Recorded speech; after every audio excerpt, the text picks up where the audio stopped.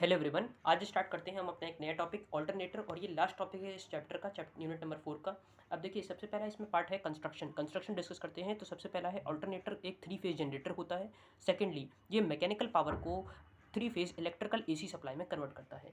तो we I repeat, फिर से 2 पॉइंट रिपीट करते हैं। तो ऑल्टरनेटर क्या है, एक 3 फेज जनरेटर है और ये जनरेटर है तो कहीं ना कहीं नाम से पता चल रहा है कि ये कुछ जनरेट करेगा। तो क्या जनरेट करेगा, ये जनरेट करेगा 3 फेज की इलेक्ट्रिकल सप्लाई को। कैसे करेगा, तो मैकेनिकल से 3 फेज इलेक्ट्रिकल पावर में कन्वर्ट करेगा। इसके 2 पार्ट्स होते हैं, स्टेटर रोटर, और ये सभी में आपने देखा होगा ये कॉमन है। तो depending on the rotor construction, rotor की कंस्ट्रक्शन के ऊपर अगर हम जाएं तो alternator are of 2 types. First is the salient pole type alternator and the non salient pole type alternator.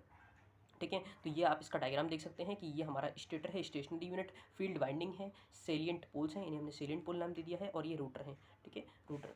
अब देखिए हमने इसके बारे में, जो रोटर की कंस्ट्रक्शन है, तो यहाँ पे हमारे ये अलग अलग टाइप्स के होते हैं, ये ऑल्टरनेटर में है।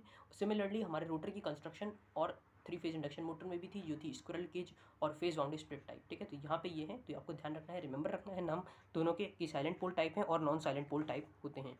अब स्टार्ट करते हैं इसके वर्किंग प्रिंसिपल की तरफ। देखिए वर्किंग प्रिंसिपल में क्या है कि the stator of the alternator carry the 3 phase winding. अभी हमने देखा कि भाई वो 3 फेज वाइंडिंग को कैरी करता है। ये वाला जो स्टेटर है ये हमारा 3 फेज वाइंडिंग को कैरी करता है, ये जो स्टेटर आप देख पा रहे हैं।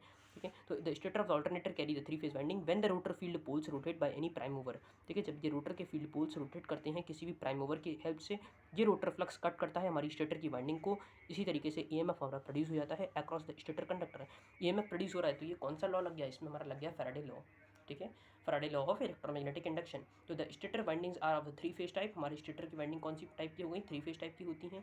It produces a 3 phase AC supply. तो इसने क्या करा, सिंस स्टेटर वाइंडिंग हमारी स्टेटर के कंडक्टर कट हुए, ईएमएफ इंड्यूस हुआ, तो हमारी स्टेटर की वाइंडिंग किस टाइप की थी, 3 फेज टाइप की थी, इसलिए उसने 3 फेज एसी सप्लाई को प्रोड्यूस करा, क्योंकि ईएमएफ से हमारा करंट प्रोड्यूस हो गया।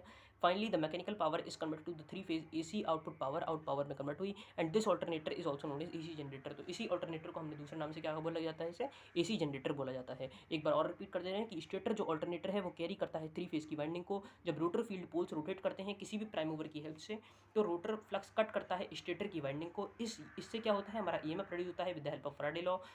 ठीक है, by the Faraday law will produce the across the stator conductor, and these stator winding since वो 3 फेज टाइप की होती हैं, तो ये प्रोड्यूस करती हैं हमारी 3 फेज एसी सप्लाई को, क्योंकि इनके अक्रॉस ईएमएफ इंड्यूस हो गया। Finally the mechanical power is converted to the 3 phase AC out power, and this alternator is also known as AC generator. तो ये इसकी हो गई वर्किंग प्रिंसिपल।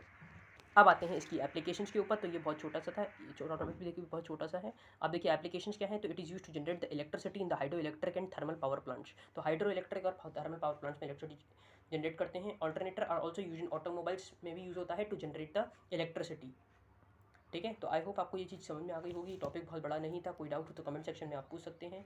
ये यूनिट नंबर 4 हमारी इसके बाद कंप्लीट होती है। कोई डाउट हो, बाकी न्यूमेरिकल हम कवर करने की कोशिश करेंगे इसमें। ठीक है, कोई डाउट हो तो आप पूछ सकते हैं कमेंट सेक्शन में। आज के लिए इतना ही। Thank you for watching. Have a nice day.